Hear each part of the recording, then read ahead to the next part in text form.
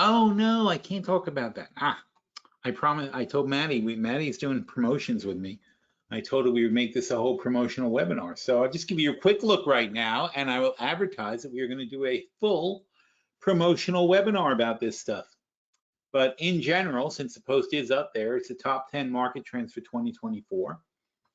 And you know what we decided was most important. And when I say we, I mean me and my committee of robots. Because I give them all a little say to figure out what's going on. But interest rates obviously ruling everything. That's a huge thing that we have to be watching for right now. There's disruptions in finance from technology, and that's a huge thing. It's not just the cryptocurrencies, but it's also all this AI that's coming into the marketplace. Consumers are changing, and a lot of companies, well, there's a lot of stuff happening. For one thing, people don't go to offices anymore, or they don't like to. Jackie had an internship with Chubb, and she was horrified that she had to go to the office 3 days a week. 3 days. They made her go to the office. And very funny getting her take on the office, because she was like, this is such, mostly she objected because it was such inefficient bullshit. And it is, because an office is a construct of a time before we had computers. There's no sense in an office. You know, you say, oh, oversight is your sense for being in an office, or people exchanging things or whatever. But kids don't think that way at all. So it's inefficient for Jackie to go to an office and be isolated from her groups.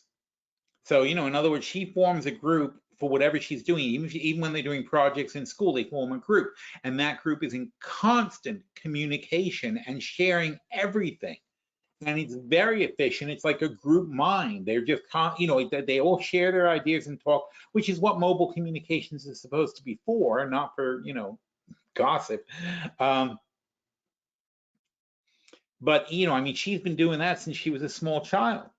In fact, one time I noticed with Jackie, we were out at a pizza place with her friends, and there were like a lot of people, because there were like maybe 12 kids and about 4 parents, I think, including me.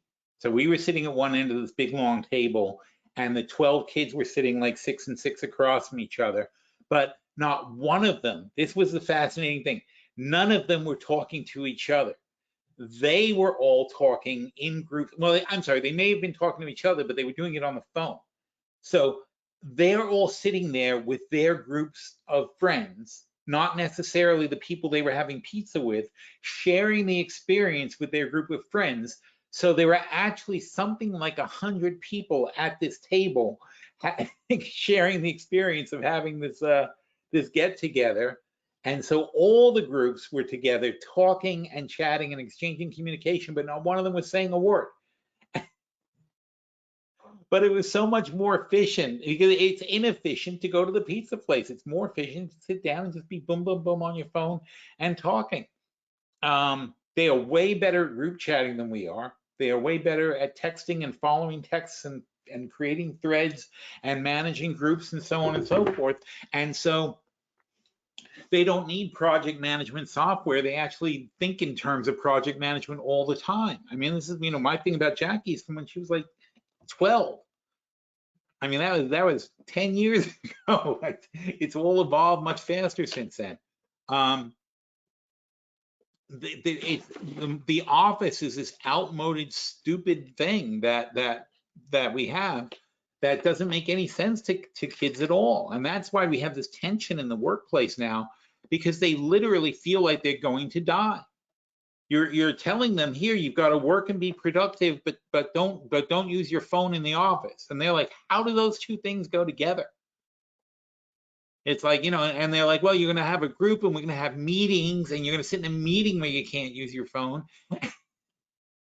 and we're having a meeting to talk about the project that you'd rather be working on and getting it finished, which is always, you know, obviously in any office, that's idiotic. And bosses don't know how to manage in that environment. It's a foreign environment to us for the most part. when I had, at one time I had a company that had 100 people in it, so it was, a pretty typical office structure. And, but this is, Jesus, when was this? This was in the early 2000s, late 90s. And I wanted people to work remotely. I thought it was stupid. I saw all these people who worked out, who had to work out in the field gathering data all day and going to different places to get information. And they would come back to the office with piles of paper. And I'm like, why? I'm like, okay, so you work all day, and at the end of your day, you're leaving to come back to the office to drop off all the information, all the data you've gathered, and then you have to drive all the way back home because most people's territories were near where they lived, and they would come home. And this is from all over the state of New Jersey, so some people were driving like 90 minutes back and forth at the end of the day where they drove around all day. And I was just like, this is dumb. So I changed it, and I said I bought everybody fax machines, and I said, just fax your stuff in at the end of the day. I said, what do you, just go home. It's like, go home and fax it in. Don't worry about it. I said, once a week, come to the office and we'll all have a chat. I said, but let's not like every single day go back and forth. It's not worth it. So that was a very happy company because I changed their lives. It was like interesting.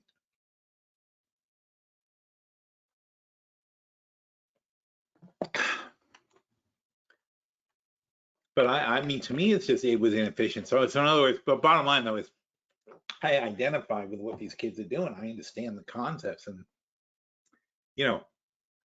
I'm not personally the kind of person who would like to work constantly on text and so on and so forth. But I do. I use WhatsApp to communicate with various business people because it's easy. Frankly, it's easy internationally. So I work with people all around.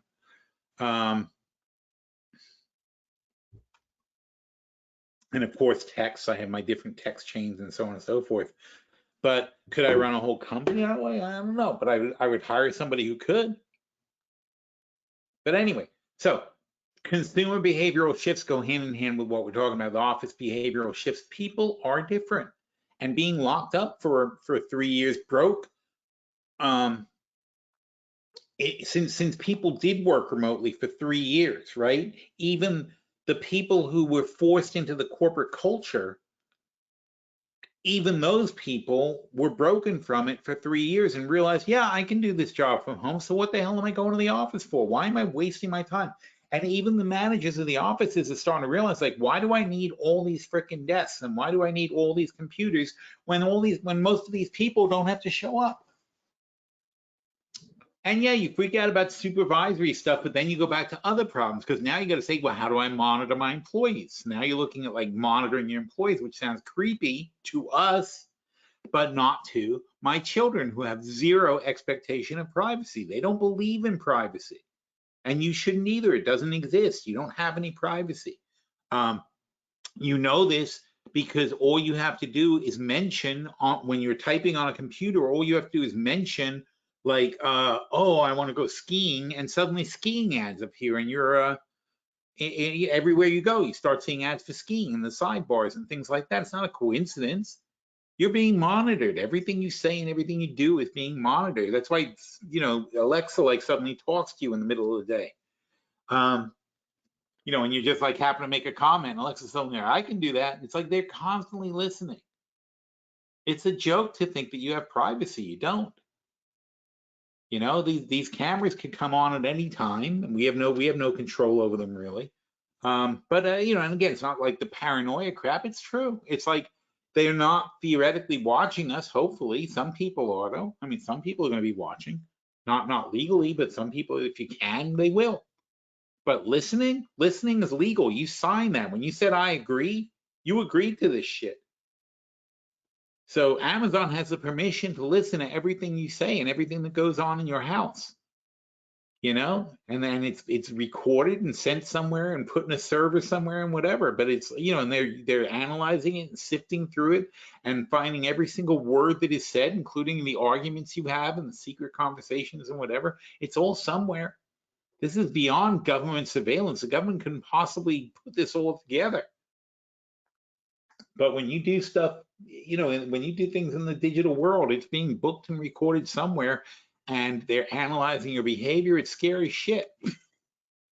But, you know, the kids know this and they don't care. They're like, well, privacy is not a thing. You know, privacy is a construct that we created.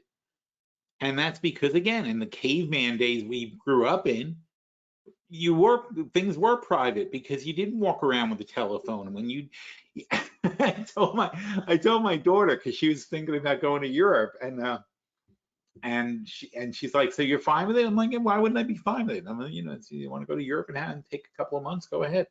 But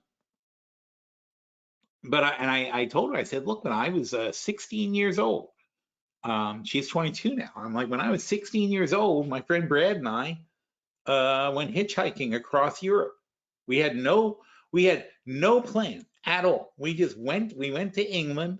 We started there. I had family in England, so we went to England. We said hi to my family, and then we took the ferry to Calais, I think. Anyway, we went from London to wherever the hell we went. I'm pretty sure it was Calais. In France, we hitchhiked down to Bruges, which we didn't even know existed. We never heard of Bruges.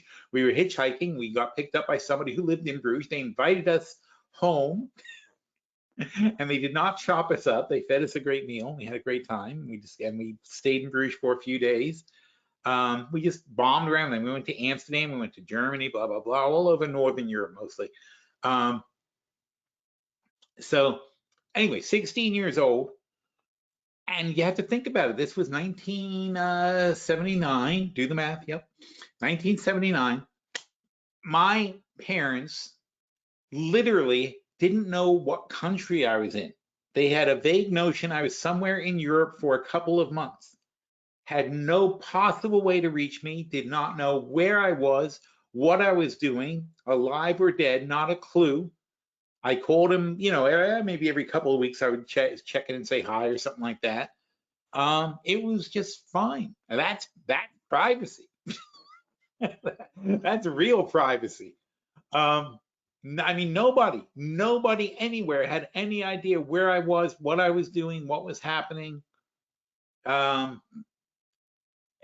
I did that all the time. And that was my first summer that I went away by myself. I went away every summer after that. It was like the greatest thing in the world. There's no better thing than being completely off the grid and just enjoying yourself and doing whatever you feel like every day. It's like amazing. Anyway, I mean, that's freedom more so than privacy. But so my daughter's going, and I'm like, I know where you are every second, because we and again, they don't have any expectation of privacy. If I want to, and I never do, but I can always click on I got a thing on my phone that tells me where my daughter is exactly. Both my kids, I click on it and that's where they are, and they know where I am, and we all, none of us care about the creepiness of it. It's just like, hey, it's nice to know that if I want to know where my kid is, I can press a button and know where she is. And that would go for Europe too. Not to mention with text, it's like you're never out of touch. But it's a little sad that she will never have that experience. They will never know what it's like to just be on your own and live on your own.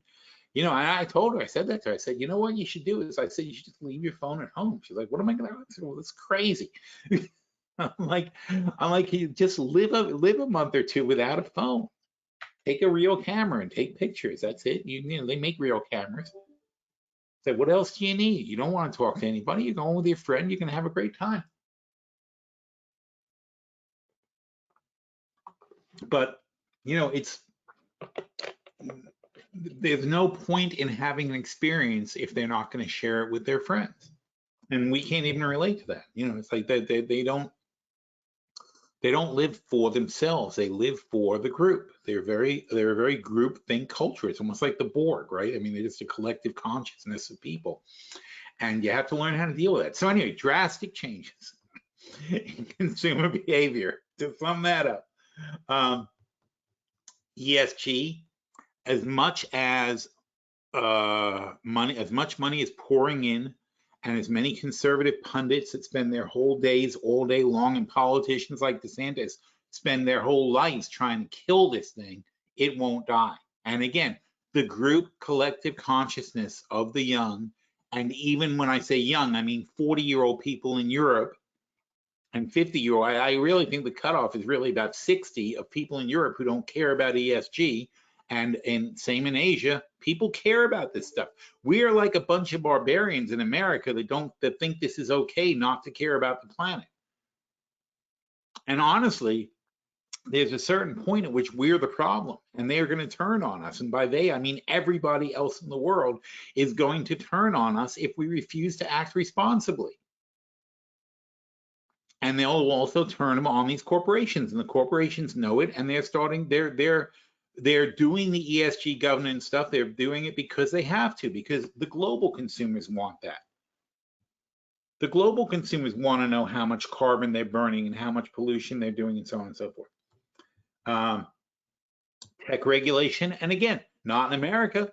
We don't regulate anything. We let everybody do what they want. In the rest of the world, oh no. And here's where privacy still exists. It's like, you cannot just take my identity and do what you want with it. You cannot just use all my information. You can't gather everything I do. That's the case in Europe and Asia. You know, so that's going to change also. That's flowing back to bite them. Geopolitical stuff, well, obviously we're fighting. We're not fighting, but there are two wars going on that are very important, the Ukraine and the Middle East. You know, Gaza is not really a war. Gaza is, I mean, you know, there's no chance. It's not a war if one side has no chance at all. And it's really tricky. It's tricky on both sides. You know, look, Gaza has been harboring terrorists for many, you know, forever basically. And those terrorists attacked Israel, which is idiotic, because it's like attacking a tiger. It's like being next to it's like having a tiger, like you're a rabbit and there's a tiger at the other end of the cage, and he leaves you alone because he gets fed and he's not worried about you and so on and so forth. You're just a rabbit. And then all of a sudden you like attack him and try to bite his eye out. And then you just go back, you know, then he's going to kill you. That's what happens. You are now a danger to him, and he is going to kill you. So Israel, unfortunately, and then Hamas is so embedded in Gaza that Israel ends up like wiping out half of the place and marching in like stormtroopers. But because they're just so ridiculously overpowered to the people who are to Hamas and anybody else in Gaza. It's very weird, but they've been forced into this situation, but this is the same thing, right? So the rabbit bites a tiger. No one knows the rabbit bit the tiger, but the tiger eats a rabbit, and then they say, "Oh, we got to put the tiger down. He's vicious."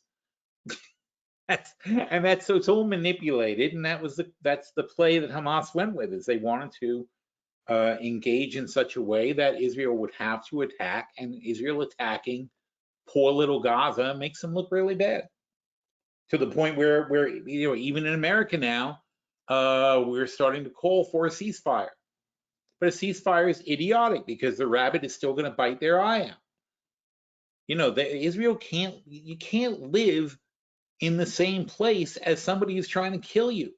You can't, it's not a healthy atmosphere. And this kidnapping thing, I mean, again, they made a situation in which there was no possible way not to retaliate. Okay, they could have bombed them, and there could have been some damage, and it might have been left at that, but they didn't do that. They bombed them and slaughtered children and went to a rock concert festival and started an open fire and machine gunned people down. They took people out of their cars and kidnapped them and took them into Gaza. It's all one big psychological campaign that was made to force Israel to go and attack Gaza so that they could then claim to be the victims. It's insane. Anyway, it ain't going to get better because it's so freaking complicated. That one. And then Russia, of course, refuses to give up because it makes Putin look like an idiot, and it's too late. He looks like an idiot, and he's just throwing more and more bodies at the thing. It's still not going to help because Russia's army was never all it was cracked up to be, and the Ukraine people, just like any people, just like anybody gets attacked and invaded, they hold out for years. Look at Afghanistan, Russia, and this is Russia's problem. It's like they couldn't even beat Afghanistan, and they're marching into Ukraine. It's like, how do you think that's going to be better than your 20-year loss in Afghanistan? But as we saw in Afghanistan, they will keep losing and losing and losing, and they will not stop.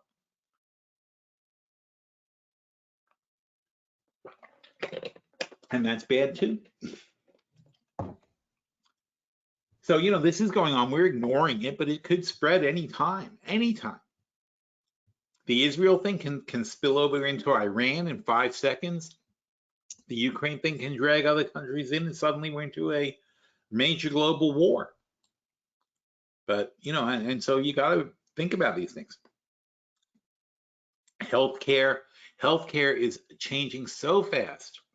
I was just making fun in the chat because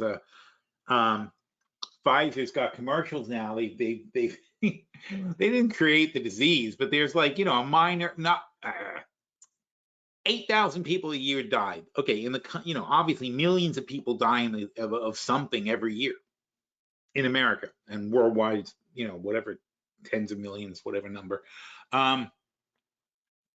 So, but maybe 8,000 people die of RSV, which is a respiratory infection. It's one of many respiratory infections and one of many little bug things that can kill you. There's lots of them.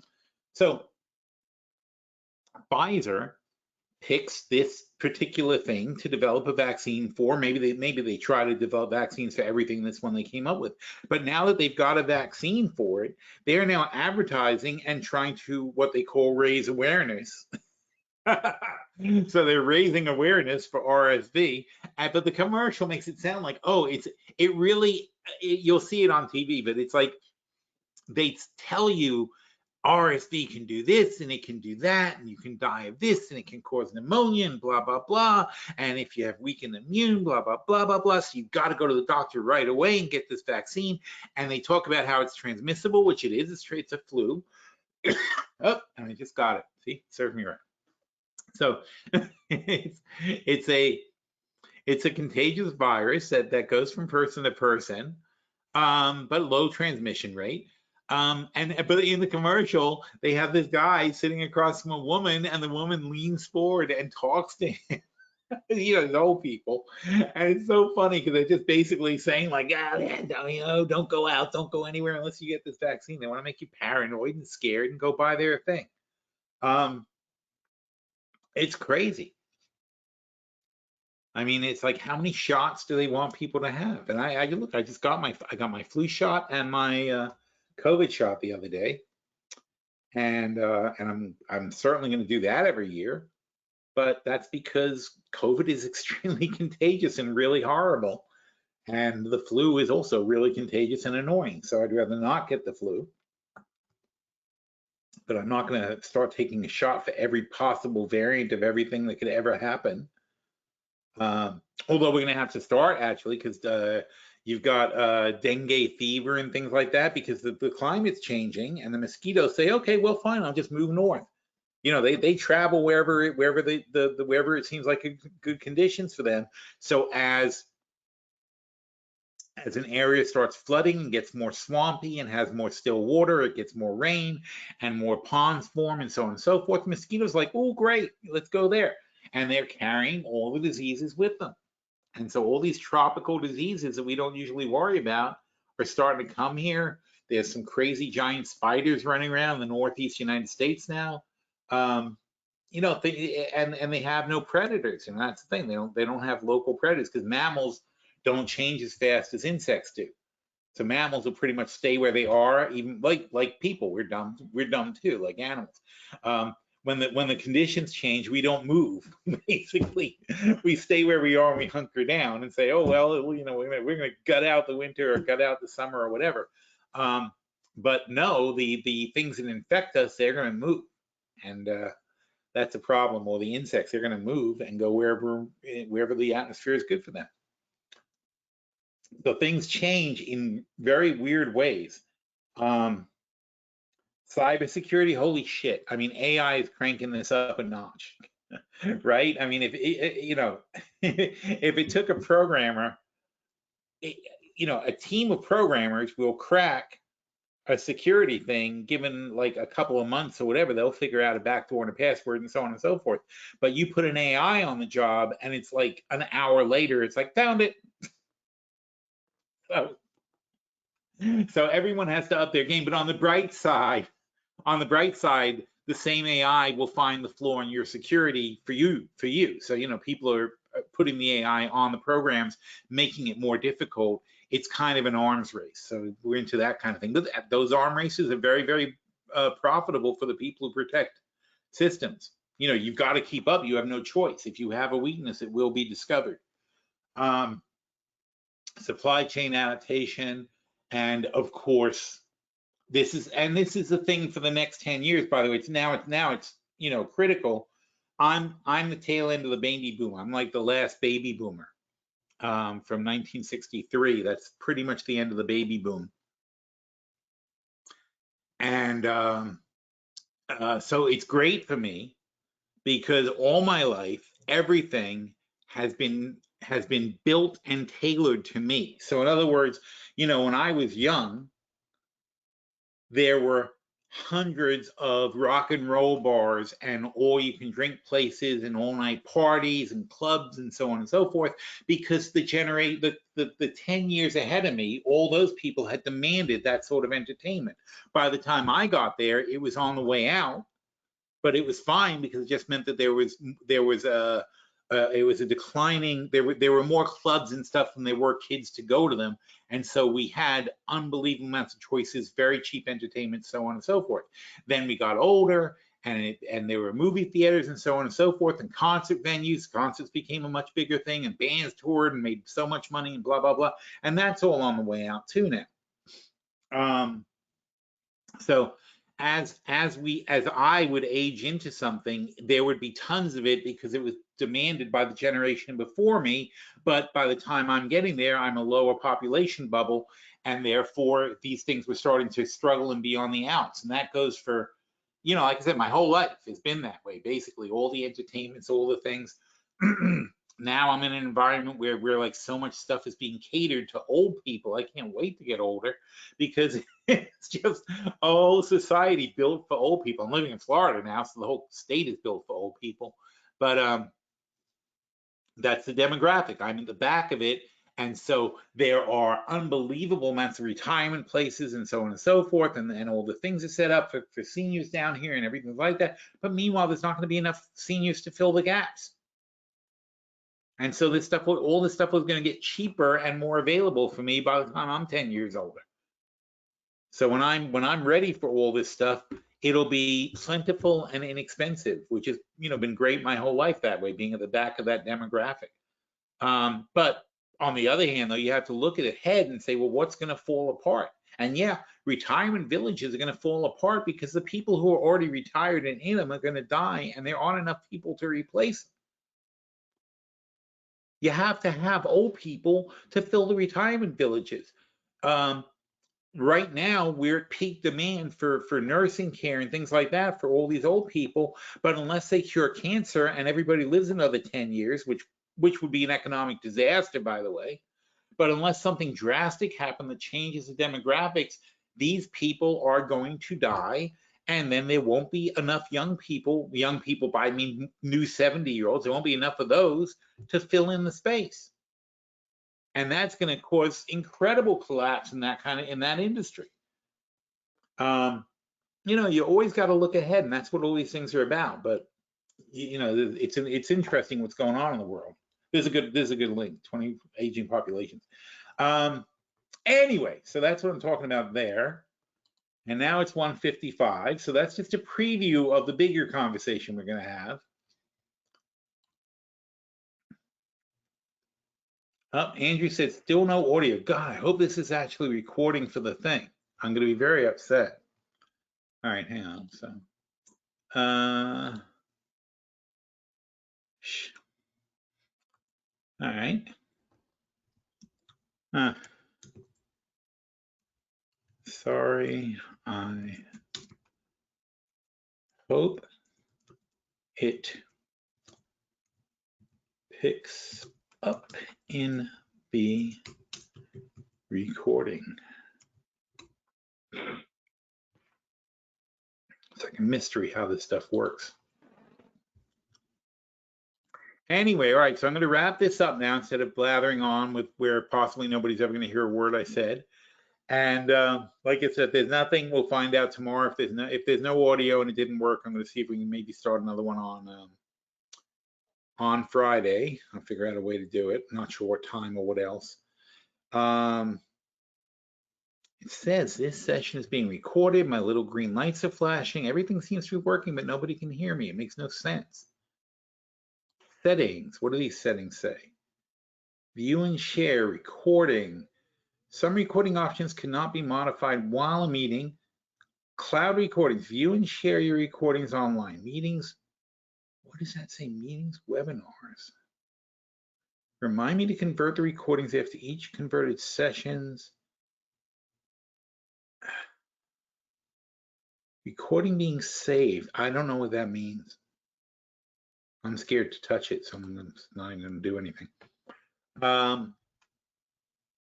Anyhow, so I'm sorry that we couldn't get more in depth on stuff, but we'll see how this goes. We'll see if the recording actually comes out. And like I said, one way or another, we'll, either we'll have this short version of the webinar and you'll be able to hear the audio, or we'll see if we can retape it or something like that. Or, well, retape it. It's not like I have a script. So we'll talk on Friday about whatever we talk about if that's the case. But otherwise, we'll get the whole thing figured out by next week. This has happened once before, I think, and I don't remember how it worked out though with the webinar. But it can't be my mic because my mic is connected to the computer, and when I talk, the little green lines go, so I can see that I'm talking. I just don't know what's going on. I'm sorry about that. It's very sad. Anyway, so markets, by the way, are down a bit, bouncing already. That's not a big deal. Only down, I don't know, it's like barely, like not even 1%. So no big deal. Just a small little panic at 10 o'clock. I'm not sure why. Perhaps there was some sort of economic news. If I can find briefing. Yes. Good. So let's go backwards. Hopefully to the calendar page, and nothing. Wholesale inventories, nobody cares about that. Mortgage applications, they were up before change, but that's because the rates came down, so everybody ran to lock in a mortgage. Consumer credit was very bad last week. It was extremely bad last month, and yesterday was not enough of a help to wipe it out, right? So you're net negative for a couple of months. Tomorrow, jobless claims are not important. It says high impact, but it really isn't. If it was some crazy number, yeah, but it's usually in line. This will matter. Consumer sentiment, they're expecting it to start. I don't know why they expect it to go up. People are not happy. You can see it from Biden's numbers, right? People are not happy about the economy because wages are way behind inflation. And that's really hurting us. But anyway, all right, so that is it for now. I'm going to call an end to the webinar, and we will do it again, hopefully only next week. But if not, like I said, I'm going to see what we can do about Friday. Okay, so take care, everybody. Thanks.